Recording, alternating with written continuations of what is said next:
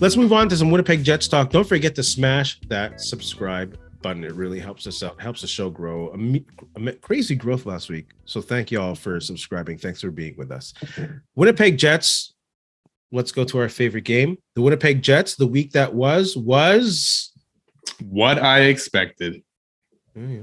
You know, it was an easy schedule, but it was a tough slog to get through that schedule and win those games, especially against Arizona and Anaheim. Yeah. So the week that was for me was meh, which is kind of the same sentiment you had. They won the games that we thought they'd win. If we go back to last week, they ran into a Kings team that I think they have a franchise record now of 12 or 13 games in a row where they've gotten a point. They've not really taken any steps forward to create any kind of playoff momentum that inspires fans to believe that anything can happen in the playoffs. I get it. The playoffs are a new season, but when you look at the team, it's like, okay, this could be a real quick first round for them. So it was meh for me. Yeah. It's so uninspired hockey, you know, and it's like horrible. You got away with wins against Arizona and Anaheim. I know Arizona was playing better lately, right? But still. But then it comes up to that Kings game, and then you're playing a better team, and it just glaring how bad they've been playing. Mm-hmm. You know, once the Kings score, what was it, a minute and a half in? And so there they are. You know, and then the only way you score is because you get a 5-minute power play. And it's tough. Like, we love the Jets. We love to be boosters when they're doing well. We're all over it. We jump on that bandwagon when Benny jumps on the bandwagon. Yeah, thanks. Fall off though. But just say, but we love the Jets. So we don't mean to sound negative all the time, but it's really tough just watching them play right now. It's very uninspired hockey. And a lot of that uninspired hockey is when you look at guys like Mark Scheifele. Like, where has Mark Scheifele gone?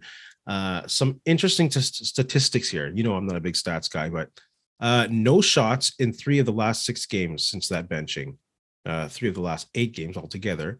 Hasn't scored in the last 8 games since before the benching. The other team in those 8 games have scored 7 out of those 8 games. Scheifele's bid line has been on the ice for all 7 of those. This is a combination of stats I've heard from TSN and from Mike McIntyre. But those are amazing stats and very disappointing stats and mind-boggling stats for a player like Scheifele, who leads the team in goals.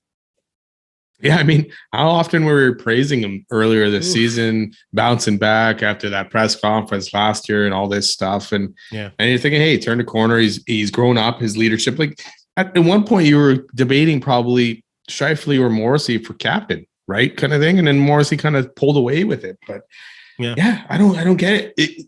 It's mind-boggling because you're thinking, okay, maybe the goals aren't there, but where are the shots? Like, when the shots aren't there, it's like, it's telling. Like, is he injured or is he pouting still from the benching? Maybe. Like, is it that bad that you're going to pout and throw the whole season away? Your season, because he was having a wicked season, right? Yeah. He still is having a wicked season, point-wise, goal-wise. And it's like, I don't get what has happened. Yeah, you know, and it's amazing to me just with Bowness. Like, you continue to go back to this guy. Yeah, he plays a lot of minutes and stuff, but yet you go and shove Ehlers on the bench. Ever since that press conference last year, people are questioning his commitment and motivation to this team, and it's come up again when, like, the media is asking Bowness about Scheifele. Right away, he comes out, but you just got to fight through it. So he's saying that this guy is not fighting through it. And again, Bowness is talking about motivation and commitment. This is ridiculous 70-something games into the season with a player of this caliber, losing all motivation because you get benched and now you don't want to talk to the media. Now you don't want to play hard, maybe. I don't know. It's very disappointing. Well, they went, he's sulking. They went through 2 voices last year, right? They had Pomo, and he said, they need a new voice. Dave Lowry comes in, and it's another voice. And he ended up sticking to a lot of the same stuff Pomo did. Yeah. But there was another voice in there, and it didn't seem like it got through. And then it seemed like Bowness did get through, right, to Scheifele. And he was all excited. He was pumped. And then he's in his slump again, and it's hard for him to get out of it. And I think the Jets, obviously, their chances would increase, and you'd get a little bit more excitement for the playoffs as Scheifele bought in. It's not necessarily about scoring goals at this point, but it's about seeing his effort, being on the ice for stopping even a goal. Send them and it all stems to the power play too, right? With him pouting or not playing as very well on that, it's the power play one is suffering, and it shows. It's only scored one goal against the Kings on a 5-minute power play, and how many tries in the last 6-7 games? Yeah. So, and again, we're rooting for him. We want to see Scheifele goes, because when Scheifele does well, this team is pretty good, as we saw in the first third quarter of the season. So we want to see him get back on track, but it's just hard to figure out why. It's hard to figure out why.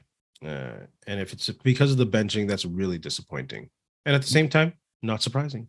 But he still gets the benefit of the doubt, and he's still getting the top ice time and all that stuff too from Bowness. Whereas the guy like Ehlers, who's actually had the most points over the last month on the team with goals and everything like that, and tonight he's on the third line with Lowry and Appleton. It's like he just keeps getting pushed down. But where the other guys end up getting more and more minutes, Scheifele and Wheeler haven't scored in a long time either. Like Wheeler hasn't scored in a long time. With that said, then, if you're Ehlers, would you rather be on line with Scheifele and Wheeler, or would you rather be on line with Lowry and Appleton, who are doing pretty good these past couple games? You know, and it's interesting to see if he'll end up getting more ice time. I would have liked to see Ehlers with Connor and Dubois because they had success last year at some point, you know. Not shoved down to the third line, but Ehlers got a lot of speed, right? Yep. Lowry and Appleton are not going to keep up with that. So when Ehlers enters that zone, are those guys going to be with him, or is he going to have to stop up and wait? And I'm not saying they're not slouches in skating. No, I mean, but they are big guys who take up space, who might actually give Ehlers space to move around with the puck. Maybe we'll see when they're in the zone. And I'm not absolving Ehlers of being perfect at all, because he's struggled too. And there's games where he is like, you're watching him going, wow, okay, what's he doing right now? Because he'll make that move in the zone and then lose a puck easily. Yeah. So he's got to step it up too. And maybe with guys like Lowry and Appleton, who are probably playing better defensively, it just gives Ehlers a little more, even more room to be creative and open on the offensive end. It might not be like a demotion 2-3, but play style, it might help out. Who knows? We'll see. Yeah, we'll see with the ice time, because Ehlers right now is getting less ice time than Wheeler. But if you go with the hottest Jets at this point, it's Ehlers and Lowry, actually, because Lowry scored a couple goals in the last few games, and Appleton even scored last game or the game before. I can't remember what it was. Maybe the game before, because they only scored one. But so maybe it'll end up working out. Yeah. Oh, come on, Scheifele and Wheeler. It's so hard being so negative on these guys. You want them to do well, but you're depending on them to be. I want to see playoff hockey, man. I at least want to see playoff hockey. I know it may not go well. No, I do want to see them play playoff hockey right now and get into that mode, but I also want to see even a first round of playoff hockey here. You know, absolutely. I know chances are won't go well, but we'll talk about next week in a bit. Just a small question: we've seen Jansen Harkins do really well in the AHL. Why isn't he up on the big squad? Yeah, for me, it's like no hate again against Menelainen, but I can rather see this guy who can stir the stick a bit and be an energy booster be on the ice.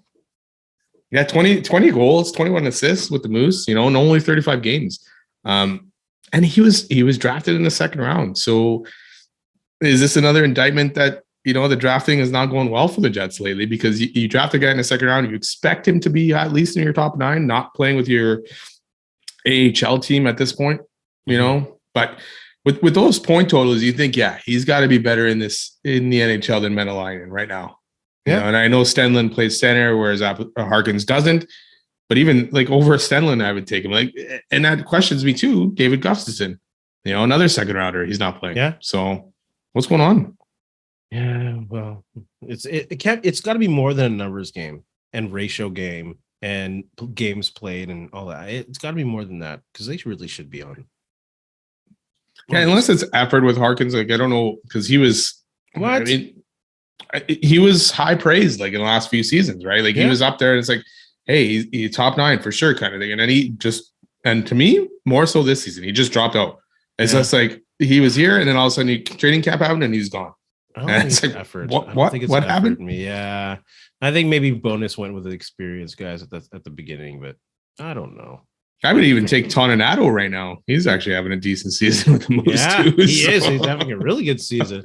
And maybe go for these Moose playoff games. Never mind. Yeah. Let's look at this upcoming week Last week talked about the Jets and games they had to win, and it kind of, for me, it bled into this week. I was like, they got to win 4 games, and they have 2 of these winnable games with the Sharks tonight and the Red Wings coming up.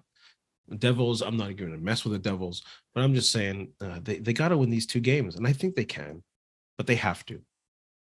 Yeah, I mean the Sharks, that's starting soon here. It's 1-6-3 in their last 10. And Detroit are 3-7. I mean, actually, Detroit won tonight against Pittsburgh. So whatever, 4-6 maybe now, or maybe they're still 3-7. But what's going on tonight? Did they beat Pittsburgh, and who beat Boston? Nashville beat Boston. Of course they did. Of course they did. What are the chances of that? Like you're thinking, okay, you're looking at Nashville's schedule and it's tough, and they find a way to win, and it's probably a lot of it is UC Saros, right? Stealing games for them, but you're thinking, okay, this is their just chance here, but no, Nashville's not losing. Sellers, and then now they're making a push. So I'm hoping they take these 2 games, and I'd be willing to fine if they lose against the Devils, but they got to take these 2. Hey, you know what? Right now, the Devils aren't playing great hockey either. They're only 4-4-2 in their last 10, and they're on a back-to-back. Same with Detroit. Detroit's on a back-to-back against the Jets. So the Jets got a break here in the schedule with 2 teams playing a second of a back-to-back. Detroit's traveling from Detroit to Winnipeg. Yeah. And then New Jersey's traveling from Chicago to Winnipeg. So those are your chances there to steal those games for sure. I mean, San Jose, Detroit. I'd like to see them beat the Devils. For sure, I'd like to see them beat the Devils. Yes. But they got to take these 2 guys. Yes, you got to win tonight, especially with Nashville winning and Calgary beating the Kings right now. Yeah. So you got to beat that. You got to beat San Jose. You got to beat Detroit. No questions. And if you want to make this statement, you got to also beat New Jersey. The season's in their hands, right? They win enough games, they're in. They do have still a little control. Yes, they have control, and they play Calgary at some point as well. So they have control of it. They have to take control of it. Come on, Jets. Go, Jets, go. Let's go. They just started tonight. Let's beat the Sharks on the way to the playoffs. Come on. Hey, friends and neighbors, don't forget to check us out online on Facebook, TikTok, Instagram, and Twitter at Ray Benny Sports. And don't forget to check out our YouTube channel. Leave a like, leave a comment. Tell us what you think.